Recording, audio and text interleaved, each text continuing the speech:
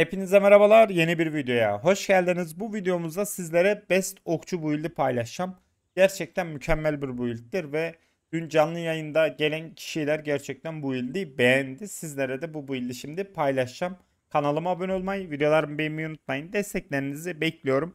Bir de ekstradan stash indirimleri geldi arkadaşlar.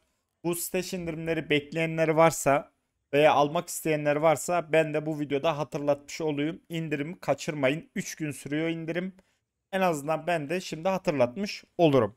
Şimdi hemen başlayalım. Sizlere bu build'i göstereceğim. Bu build basit bir build'dir. Exploit shot, sadece bu skill'i kullanıyoruz. Boss'larda ekstradan Oil Grenade ve Voltaic Mark kullanıyoruz. Bunların hepsini sizlere açıklayacağım bu videoda ne işe yaradıklarını. Şöyle göstereyim. Sadece bu skill'e basıyorsunuz. Başka bir şey yok. Geze geze oynuyorsunuz. Şu Voltaic Mark, düşmanı işaretliyorsunuz. O düşmanı öldürürseniz ekstradan yıldırım patlaması yapıyor ve daha fazla alan hasarlı patlama veriyorsunuz. Şimdi sizlere bir tane de boss bulursan bir de boss hasarını göstereyim sizlere. Ondan sonra bu build'i anlatayım işte. Boss hasarı da güzel bu arada. Şimdi bir boss buluruz. Boss keserken bunu kullanacağız. Bunu kullanmamızın sebebi hem yanma hasarı veriyor hem de işte düşmanın, boss'un damage'ini, kalkanını düşürüyor, hasarını düşürüyor. Ona benzer bir şeyler işte. Böyle bir boss bulamaz mıyız? Boss arıyorum. Şurada olması lazım ileride.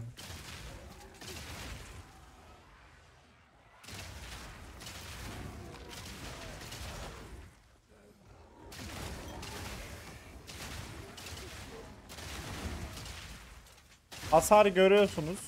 Normalde Mercenary oynayanlar bilir. Hani bunların şarjör değiştirme muhabbeti var arkadaşlar. Bu build'de yine şarjör değiştiriyoruz ama kendiniz uğraşmıyorsunuz. Otomatik, seri, hızlı bir şekilde şey atabiliyorsunuz. Boss geldi. Güzel. Şimdi boss'u işaretliyorsunuz. Oh. Boss'u işaretlediniz. Tamam mı? Altına Oil Grenade atınca zaten ekstra damage yiyor. Görüyorsunuz.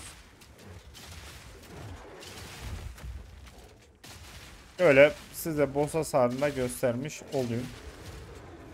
Boss'u da bu şekilde rahatça kesiyoruz. Bu şekilde boss hasarını göstermiş oldum.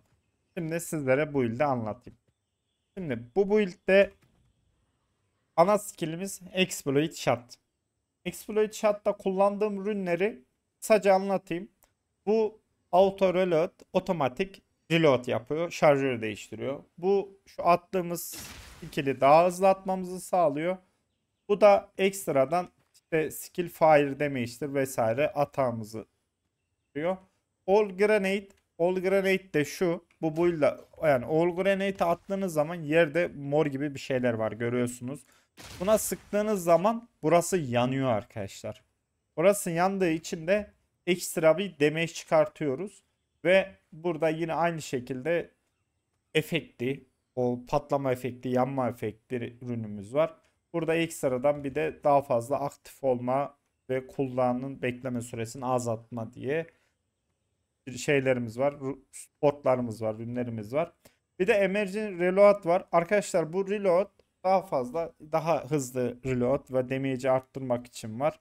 Ve ekstradan bir tane pasif var burada arkadaşlar. O pasif de şu pasif. Ve özür dilerim, o pasif bu pasif değil. O pasif şu pasif. Pasif. Tailwind pasifi. Şimdi burada şarjör değiştirdiğiniz zaman burada pasif aktif oluyor, görüyorsunuz. 4, 5, 6 diye çıkıyor. Ve bu Tailwind yazıyor. Burada da DAD build'in olduğu için buradaki Tailwind aktif oluyor arkadaşlar. Ve hasarımız, damage'imiz de yine aynı şekilde artıyor. Şarjör değiştirdikçe buradaki damage'imiz artıyor ve 10 stack oluyor ve 10 saniyede bitiyor. Normal savaşırken sürekli şarjör değiştirdiğiniz için hızlı bir şekilde burada sürekli aktif oluyor ve sürekli damage'imiz artıyor. Hani bu skill'leri kullanmanıza gerek yok. Çünkü zaten otomatik ateş ettiğinizde buradaki Tailwind aktif oluyor. Şimdi devam edelim. Her Her of Thunder. Benim okuyuşlar için kusura bakmayın arkadaşlar. İdare edin. Yansınız. Şimdi buradaki amacımız da arada ben yıldırım vuruyorum üstten biliyorsunuz. Yıldırım vurma sebebim şu kask. Arkadaşlar bu kask olmadan bu build olur ama yeterli bir verim alamazsınız. Çünkü bu kaskın özelliği işte ateş vurduğum zaman yıldırım atıyor. Soğuk vurduğum zaman ateş atıyor. O tarz bir kask bu. Ve bu kask olursa build'in verimliliği daha iyi, daha güzel, hasarınız daha güzel olur. Şimdi bu kask sayesinde ben buradaki pasifi aktif edip yukarıdan yıldırımlar düşürüyorum arkadaşlar. Sonra Wind Dancer. Wind Dancer hareket hızımız. Gördüğünüz üzere benim üstümde bir rüzgara benzer bir şey var. Bu şuradaki Wind Dancer sayesinde hem hareket hızı hem de Evasion veriyor. Evasion'ın olayı da mob bize vurduğu zaman mis gitmesi ve okçu build'inde veya okçu karakterde hep Evasion gidilir arkadaşlar. Bunu unutmayın. Bu bilgiyi de vermiş olalım. Heart of Ash. Bu da yine aynı şekilde Ignite, yani biz yanma hasar veriyoruz ya. Yanma hasarının damage'ini, işte ateş hasarı, patlama hasarının damage'ini bununla da arttırıyoruz. Bu Voltaic Merc'te zaten size gösterdim. Düşmanı işaretliyorsunuz. Vurduğunuz zaman patlama oluyor. Daha fazla yıldırım patlaması, elektrik patlaması oluyor. Burada skill duration kullanıyorum. Yani ben bunu mobun üstüne işaretlediğim zaman daha fazla mobun üstünde işaretli şekilde kalıyor. Süresi hemen bitmiyor. Burada da yine aynı şekilde lightning damage vesaire onları indiriyoruz. Skill'leri bu şekilde. Hepsini elimden geldiği kadarıyla açık ve net bir şekilde anlatmaya çalıştım. Pasif ağacına hiç girmeyeceğim bu arada. Pasif ağacı uzun hikaye. Pasif ağacını aşağıya açıklama kısmına bu build'in linkini paylaşırım arkadaşlar. Orada rahat bir şekilde yapabilirsiniz. Dediğim gibi DAD okçu build'idir. İlk başta böyle gidin. Ondan sonra pasif ağacını da bu şekilde yaparsınız. Ve bu build 45 level üstü kişiler için daha uygundur. Hasar konusunda verim alabilmek için daha uygundur. O yüzden 45 level'e kadar idare edin. Bir build'iniz varsa onunla idare edin. Ondan sonra bu build'e geçebilirsiniz. Şimdi gelelim itemlere. İtemlerde WoW ve kask önemli. Kaskı zaten söyledim önemini.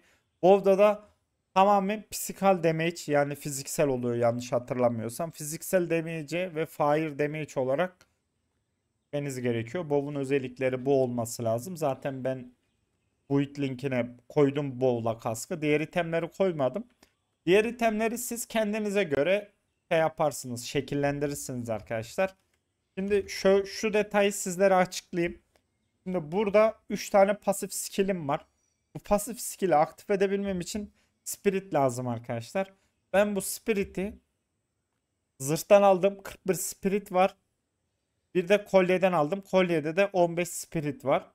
Bu spiritiniz olmazsa buradaki şeyleri aktif edemezsiniz. Spiritiniz eksikler oyun. O yüzden spiritleri zırh ve kolyeden hallettim. Siz başka şeylerden de halledebilirsiniz isterseniz. O size kalmış. Dediğim gibi şu diğer itemleri tamamen neyiniz eksikse, canınız, saldırınız, örnek veriyorum STR deksiniz eksikse ona göre itemleri giyersiniz. Burası tamamen size kalmış. Ben yine şöyle kısaca göstereyim yavaşça. Yüzük değişecek bu arada. Zırh bu şekilde. Kolye bu şekilde. Diğer yüzüğümüz böyle. Belt, eldiven. Ben bu şekilde de göstermiş olayım. Bir de şey bunu kullanıyorum. Neydi? Charm'ı bunu kullanıyorum. Ignite veriyor. İşte Ignite Duration vesaire. O yüzden Charm'ı da bunu kullanıyorum. Ekstra anlatacak bir şey yok. Hepsini anlattım. İtemleri gösterdim. Skill'leri gösterdim. Skill'lerin mantığını gösterdim.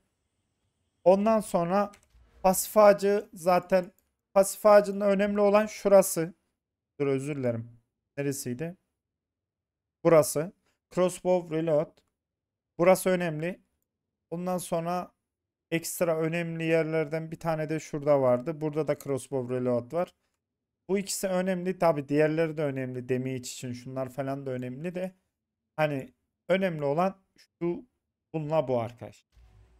Şimdi ben okçuyum ama crossbow kullanıyorum. Karakterim mercenary değil. Zaten siz de görüyorsunuz. Boya 2'de şöyle bir durum var. Yeterli statı tamamlarsanız karakteriniz her türlü silahı giyer. Yeter ki şuradaki statları tamamlayın arkadaşlar. Ve bu statlarda bu crossbow 61 STR 61 dex istiyor. Ben 61 STR'yi tamamladığım için crossbow'u giyebildim. Siz de crossbow giyebilmeniz için STR'niz olması lazım. Ve bu build'de crossbow kesinlikle şart. Bow giyemezsiniz. Çünkü giyerseniz bu skill'i atamazsınız. O yüzden crossbow'u takmanız şart arkadaşlar. Bunun bilgisini kesinlikle vereyim sizlere. Ekstra söyleyeceğim bir şey yok. Hani çoğu kişi bu karakteri mercenary sandı ama mercenary değil. DAD build'i arkadaşlar ve okçu build'idir. Ve buradaki pasifle beraber bu build gerçekten çok güçlü oluyor. Hani gidip büyücüde bir statları verip crossbow takarsanız bu kadar verimlilik alamayabilirsiniz. Çünkü okçuda özel olarak hem saldırı hızı, skill speed var zaten burada görüyorsunuz. Hem şu skill'i daha hızlı atıyorsunuz hem de buradan ekstra buff alıyorsunuz. Tabii ki de buraları da daha aktif edeceğiz. Bu build'i biraz daha güncelleyeceğim ben. Daha iyi hale getireceğim. Ama dediğim gibi hani diğer büyücüde veya monk'ta ne kadar işe yarar bilemem ama bu kadar verimli olmaz. Videomuz bu kadardı. Ekstra anlatacağım bir şey yok. Kanalıma abone olmayı, videolarımı beğenmeyi unutmayın. Dediğim gibi aşağıya açıklama kısmına bu build'in linkini bırakırım. Rahatça yapabilirsiniz. Kendinize iyi bakın. Hoşça kalın.